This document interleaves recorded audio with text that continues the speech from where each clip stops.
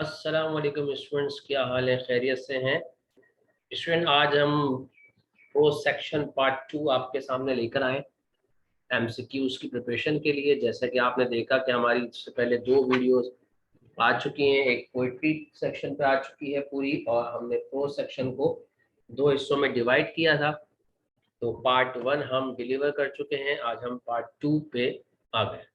Part 1 में हमने 5 chapters discuss किए थे। आज की इस वीडियो में भी हम 5 मजीद चैप्टर डिस्कस करेंगे एमसीक्यूज के लिए। और एमसीक्यूज अल्हम्दुलिल्लाह इस सीक्वेंस में होंगे कि आपको किसी किस्म का प्रॉब्लम नहीं होगा, आप इवन दो आपका चैप्टर भी रिवाइज हो जाएगा। तो बिना टाइम जाया करे स्टार्ट करते हैं। पहला चैप्टर आज का है the miracle of radio. MCQs के लिए और एक क्वेश्चन के लिए इंतहाई इंपॉर्टेंट चैप्टर। पहला इसका एमसीक्यूज है कि टेलीग्राफ, टेलीफोन, रेडियो डिस्क्राइब करते हैं story of the conquest of communication by electrical energy, या इलेक्ट्रिकल एनर्जी को एक्सप्लेन करते हैं। ये चैप्टर मैं आपको बता देता हूँ, आपकी बुक में पेज नंबर 52 पे है। James Clerk Maxwell was a brilliant scientist. He was born in 1831। 1831 में जेम्स क्लार्क मैक्सवेल पैदा हुए। James Clerk Maxwell had hoped that light waves and electric waves move at the same speed, something 2,99,792.5 kilometer per second. 2,99,792.5 kilometer per second. The truth of Maxwell theory was proved after 20 years by Heinrich Hertz. Hertz is the frequency discovered. Wireless waves were also known as Hertzian waves, क्योंकि इसको Heinrich hertz ने discover किया तो इसको Hertzian waves भी कहा जाता है। He was the son of Italian father and Irish mother, with his home near Bologna. Italian father, Irish mother. ये एक साइंटिस्ट की फैमिली के बारे में बता रहे हैं। वो कौन थे? Galileo Markovnikov. इटालियन थे, इटालियन फादर थे, आयरिश मदर थे। जो वायरलेस टेक्नोलॉजी है हमारे पास 3 साइंटिस्ट के जरिए फैली, मतलब पहुंची है, जिसमें एक जेम्स क्लार्क मैक्सवेल थे जो 1831 में पैदा हुए और इनका ताल्लुक इंग्लैंड से था। इंग्लिश जेंटलमैन थे जेम्स क्लार्क मैक्सवेल। दूसरे जो है हेनरिच हर्ट्ज थे, जर्मन। और तीसरे मार्कोनी जो इटालियन। पहले जेम्स क्लार्क मैक्सवेल इंग्लैंड से ताल्लुक, इंग्लिशमैन। हेनरिच हर्ट्ज जर्मन और मार्कोनी इटालियन। अच्छा, आगे आते हैं। He had shown Galileo Marconi that the waves of electricity pass through the earth and jump interviewing space. ये थ्योरी इनके सामने पेश करने वाले, मार्कोनी को समझाने वाले इनके प्रोफेसर, इनके फिजिक्स के टीचर प्रोफेसर रिगी थे, जिनका बड़ा अहम किरदार है। In initial experiment, Marconi obtained the signal of wireless wave at a distance of 1.5 kilometre. Initially पे एक्सपेरिमेंट जो किया था उसने वायरलेस वेव्स का 1.5 किलोमीटर पे किया था मार्कोनी ने। Marconi came to England and submit his invention to the British government in 1896. Marconi 1896 में अपनी इस इन्वेंशन को लेके जो है इंग्लैंड आए। Marconi Wireless Telegraph Company was founded in England in 1897. 1897 में मार्कोनी ने जो है अपने घर में एक टेलीग्राफ कंपनी स्टार्ट करी। 1897 में, 1896 में वो आए थे। Marconi worked on Salisbury Plain and then sent message across the Bristol Channel. ये भी 1897 का है। Marconi invention telegraph was used in British naval maneuvers and the signal was sent across the English Channel. English Channel समंदर का नाम है। ये 1898 में हुआ। 1896 में वो इंग्लैंड आए।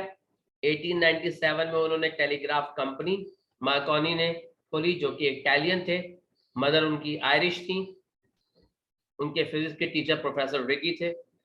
उसके बाद उन्होंने सालिसबरी प्लेन पे जो एक्सपेरिमेंट किया वो भी 1897 में किया, और जो सिग्नल इन्होंने इंग्लिश चैनल के जरिए भेजे ब्रिटिश नेवी के पास वो 1898 में।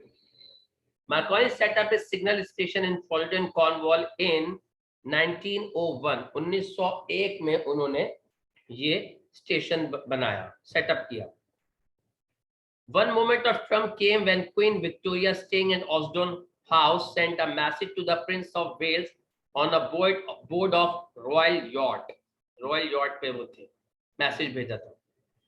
A successful experiment was done when Dublin Daily Express used the telegraph to report the Kingston Regatta. ये बड़े बहुत मुश्किल MCQ इस तरीके से हैं, ये बहुत डिटेल इस चैप्टर के हैं, इसके आने के चांसेस थोड़े कम है, लेकिन फिर भी तो इन्होंने कहा कि मार्कोनी को जो सक्सेस मिली वो क्वीन विक्टोरिया, जो उस दौर में इंग्लैंड की मलका थी, जो अपने हाउस में बैठी हुई थी, और उन्होंने वहां से मैसेज भेजा रॉयल यॉट, एक शहजादे को, वेल्स के शहजादे को, जो उस वक्त अपनी यॉट पे समंदर पे था। तो मतलब एक कम्युनिकेशन को इन्होंने प्रैक्टिस किया। फिर जो डबलिन डेली एक्सप्रेस जो न्यूज चैनल था, उन्होंने टेलीग्राफ को इस्तेमाल किया रिपोर्ट के लिए किंगस्टन रिगाटा पे। Marconi arranged a method for directing the wireless wave in a straight line in 1920s. Marconi ने ये काम 1920 में किया, 20s में मतलब 1920 के बाद से 2021 इसी में। The first great advance when the transmission and reception of wireless wave with sound waves. Sound broadcasting was came into practice during 1920s. ये जो S लगा हुआ है 1920s का मतलब ये 1920 नहीं है सिर्फ, उसमें 1921-22 भी हो सकता है, 20s का जिक्र है। He devised a method of sending picture by radio waves, किसके जरिए? टेलीविजन दुनिया में जो है सामने आया, John Beer. Public television service began in the year 1930s. Sound broadcasting 1920s में थी, public television 1930s में है। A device that can locate the position of a ship or an aeroplane is called radar. It played an immense important part during the Second World War, that is also radar. These provide help to pick up the radio waves from the stars and galaxies for making a comprehensive study of the universe. Radio telescope. ये radar और radio telescope ये बहुत बड़ी invention है wireless technology की। Student अगले chapter पे आते हैं, इंग्लिश लैंग्वेज, जिसके अंदर इंग्लिश को एज अ लैंग्वेज, उसके ओरिजिन को, उसकी डेवलपमेंट को बयान किया गया है। सबसे पहला सवाल, English was originally a foreign language imported bye foreign invaders. Invaders कहते हैं हमला आवरों को। असल में इंग्लिश जो स्टार्ट हुई है वो इन्वेडर्स के जरिए हुई है। The first two invaders who contribute in the development of English language were Germanic tribes. Germany के कुछ कबीले थे, उस वक्त का जो जर्मनी का कबीला था वो बारबेरिक ट्राइब्स थे, जंगजू। एंग्लो सैक्सन और ओल्ड इंग्लिश, एंग्लो सैक्सन जिसको हम ओल्ड इंग्लिश कहते हैं, वो दुनिया में कब शुरू हुई और कब तक वैलिड रही? 450 AD से वो स्टार्ट हुई और 1150 AD तक वो चली। तो आप अंदाजन इसको देख सकते हैं कि ये तकरीबन 700 साल ऑलमोस्ट चली, 450 AD टू 1150 AD। अब ये कैसे खत्म हुई? The Northmen and Vikings came to the attack the British Isles from Denmark. असल में इंग्लिश स्टार्ट करी जर्मनी के दो कबीले एंजल और सैक्सन ने, और उस जबान को नाम दिया एंग्लो सैक्सन, जो 450 AD से 1150 AD तक बर्तानिया में बोली गई। उसके बाद बीच में कुछ और भी इन्वेडर्स आए, जिसमें सबसे इंपॉर्टेंट इन्वेडर्स जो है वो कौन कौन थे? जिसमें एक नॉर्थमैन और वाइकिंग्स थे, ये भी कबीले थे जो डेनमार्क से आए थे। नॉर्मन्स आए उसके बाद, वो भी इन्वेडर्स थे जो फ्रेंच लैंग्वेज बोलते। तो ये जो दोबारा दो किस्म के इन्वेडर्स आए, नॉर्थमैन वाइकिंग्स डेनमार्क से आए, नॉर्मन्स फ्रेंच से आए, तो वहां से इंग्लिश जो है, जो ओल्ड इंग्लिश थी जिसको हम एंग्लो सैक्सन कहते हैं, वो चेंज होना शुरू हुई। The French speaking Normans invaded the British Isles in 1066 AD। अच्छा, एंग्लो सैक्सन 1150 AD में खत्म हुई, लेकिन कोई भी जबान फौरन खत्म नहीं होती। फ्रांस का हमला करना, उसके बाद तकरीबन 86 ईयर तक ये प्रोसेस का चलना, क्योंकि 1066 AD में फ्रांस ने हमला किया और 1150 AD में जाके एंग्लो सैक्सन खत्म हुआ। अच्छा, फिर क्या कह रहे हैं? The French speaking Norman invaded the British isle, ये तो मैंने आपको बता दी। हाँ, ये भी बता दिया. After the invasion of Norman, the Old English converted into a compound language in 3 centuries, which is known as Middle English. Middle English कहलाती है. By the middle of the 15th century, English had so far toward the language we had known today, it can be classified as modern English. फिर modern English की तरफ गई. During the 15th century, the court and the king's government used in English language London dialect. The prestige of the London dialect was established by the popularity of, दो लोगों की popularity थी जिसमें थे Geoffrey Chaucer and Gower. The famous book Canterbury Tale was written by Geoffrey Chaucer. The English spoken in the age of Shakespeare is classified as early modern English. Early modern English जो Shakespeare के दौर में बोली जाती थी. अच्छा, ये बड़े इंपॉर्टेंट एमसीक्यूज हैं. वेल्श जबान कहाँ बोली जाती है? वेल्स में.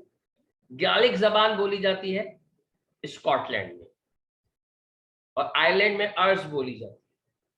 The origin of the very common word, most of the preposition and conjunction in modern English is. सही है. इन्होंने कहा जो ओरिजिन है बहुत सारे कॉमन वर्ड का जिसमें प्रीपोजिशन और कंजक्शन है वो एंग्लो सैक्सन्स के. French is a Latin language, therefore the origin of the major part of English vocabulary is Latin. Obvious सी बात है. The only important change that the English had undergone since the 16th century, ये बड़ा important MCQs है कि 16th century से English में सबसे important change क्या आया है? Increase in its विकैबुलरी. विकैबुलरी में इजाफा हुआ. अब थोड़ा विकैबुलरी से रिलेटेड एमसीक्यूज देखते हैं. ये एडमिरल वर्ड है, ये फ्रांस से हमारे पास पहुंचा है. उससे पहले ये अरबी में था, और अरबी में एक वर्ड था अमीरुल बहर. अमीरुल बहर, अमीर कहते हैं प्रिंस को, बहर कहते हैं पानी को, तो अमीरुल बहर प्रिंस ऑफ द सी है. इसी तरह एडमिरल जो एक नेवी की पोस्ट है. शुरू में ये अरबिक वर्ड था, बाद में मॉडिफाई होकर फ्रांस गया, फ्रांस से फिर वो इंग्लिश में पहुंचा. ये जो यॉट वर्ड है ये डच लैंग्वेज का वर्ड है, और ये इंग्लिश में किस तरह आया? असल में डच का एक शहजादा था, डच हॉलैंड में बोली जाती है जबान, उसने इंग्लैंड के शहजादे किंग चार्ल्स II को एक वेडिंग गिफ्ट के तौर पे यॉट गिफ्ट की. यॉट उस वक्त इंग्लैंड में इस्तेमाल नहीं की जाती थी, तो जब वो चीज हॉलैंड से यहाँ तशरीफ लेकर आई तो वो एक विकैबुलरी के तौर पे आई, और ये पेश आया वाकया 1662 में. बहुत सारे English word connected with music and painting came from Italian. Music और पेंटिंग में ज्यादातर वर्ड इटली से आए. Many name of the thing like the electrical terms watt and volt are taken from the name of their first inventors. Inventors के नाम पे, जैसे Newton ने फोर्स इजाद करी तो फोर्स का यूनिट न्यूटन हो गया. जूल ने एनर्जी इजाद करी तो उसने अपना एनर्जी का यूनिट ही जूल रख दिया. The word sandwich was invented by the 4th Earl of Sandwich. In the word television, the prefix tele means far. Far. Tele means far. Television, telescope, telephone, far. और television का मतलब है to सी, देखना, दूर की चीज को देखना. चले चैप्टर नंबर दूसरे चैप्टर पे आते हैं, science and scientist. Science and scientist has been taken from the book the world of science. The world of science, ये रिटन हुआ है. ये किताब किसने लिखी है? F. Sherwood Taylor. The man in the street has a very fair idea of the meaning of science. The man in the street का मतलब क्या है? Common man. According to author, a common man does not consider that science include history, art, and religion. According to the author, a common man is not so sure whether engineering or medicine is science. Not sure. Common man की बात है. According to author, the scientist is more interested in doing scientific work. Jumping to conclusion, ये बड़ा important है. सही है. Concluding without evidence. Personal prejudice means personal and unreasonable opinion. Science is firstly a vast collection of fact in exact and unambiguous language. Ambiguity खत्म की जाती है. Exact और ambiguity एग्जैक्ट होता है और अनएम्बिगियस होता है. Science is secondly a collection of rules और laws. Science began to develop when man hunted solved that fact by experiment. Began to develop, Karen, solved the fact by doing experiment. अगले chapter पे आते हैं, science and society. Science made astonishing progress since 17th century. Dash feature have marked the astonishing progress of science since 17th century. 3 features. The first and most important thing that got astonishing progress since the 17th century is the development of scientific attitude of man. Pehla factor, scientific attitude of man. Scientific attitude of man which insists on reasoning objectively from facts securely established by physical evidences. जो scientific attitude है वो insist करता है, जोर देता है reasons पे, जो रीजन फैक्ट से मिलते हैं, उन फैक्ट्स के पीछे एविडेंसेस होते हैं. यस, एमसीक्यू का मतलब है. सेकंड इंपॉर्टेंट थिंग, दूसरी अहम चीज जिसने हैरान कुन तरक्की दी 17th सेंचुरी से साइंस को. पहली चीज तो साइंटिफिक एटीट्यूड थी, यहां सेकंड पूछ रहे हैं development of A host of wonderful instrument. Host, HOST. पहला साइंटिफिक एटीट्यूड ऑफ मैन, दूसरा development of host of wonderful instrument. The third important thing, तीसरा क्या है, इफेक्टिवली यूज ऑफ मैथमेटिक्स. इन तीनों का सीक्वेंस याद रखिएगा, attitude of man, scientific attitude of man, development of host of wonderful instrument, effectively use of mathematics. The most important and radical development in the field of science of the 17th century can be found in the work of Newton. उन्होंने Newton की example दी थी ना, कि Newton की जो revolutionary theories है वो इन तीनों चीजों का बड़ा बेहतर इस्तेमाल करती हुई नजर आती है. Newton revolutionary theories are about gravity and light. Gravity और लाइट पे थी उसकी theory. Given adequate professional training in the same field by two scientists observing the same physical phenomena are likely to reach the same conclusion. उन्होंने कहा अगर आप मुकम्मल professional training दें एक ही फील्ड में दो साइंटिस्ट को और वो एक ही फिजिकल फिनोमेना पे काम करें तो उनका रिजल्ट भी सेम आएगा. For the stupendous progress of science in the modern time, following accounts are very largely. किसकी वजह से शानदार तरक्की कर रही है science? Universality of science and mathematics. क्योंकि साइंस और मैथमेटिक्स यूनिवर्सल है, जिसकी वजह से हैरान कुन तरक्की साइंस में देखने को मिल रही है. Very effective team work for any large task is possible because of universality of science and mathematics. क्योंकि जब पूरी दुनिया में साइंस और मैथमेटिक्स यूनिवर्सल है तो बहुत बड़े बड़े काम इफेक्टिवली किए जा रहे हैं. According to author, man has miserable failure. नाकाम हुआ इंसान किनको सॉल्व करने में? सही है, पॉलिटिकल एंड सोशल प्रॉब्लम्स को सॉल्व करने में नाकाम हुआ. Miserable failure. कामयाब किसमें हुआ है, सक्सेसफुल किसमें हुआ है? साइंटिफिक प्रॉब्लम को हल करने.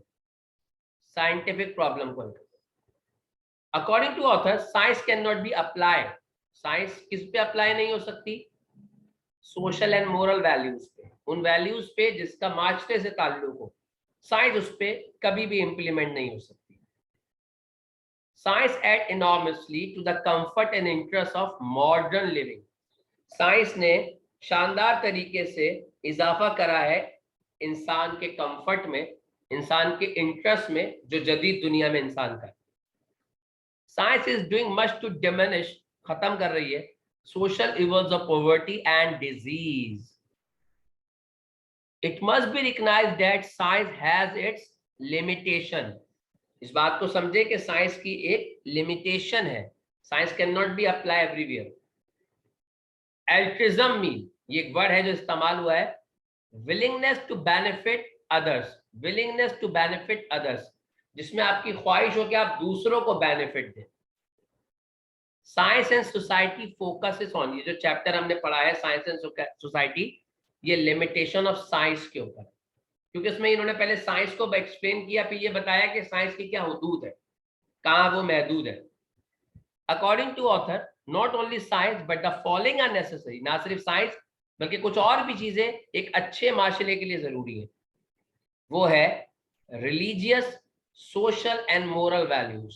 क्योंकि सिर्फ साइंस के जरिए आप एक अच्छा माशरा नहीं बना सकते जब तक आपके पास मजहब और इखलाकी तरबियत ना हो, समाजी तरबियत। Young people must be educated in modern science, नौजवान को मॉडर्न साइंस पढ़नी चाहिए, उन्होंने एडवाइस की थी। क्यों? क्योंकि without the education of modern science young will find the world utterly incomprehensible, incomprehensible।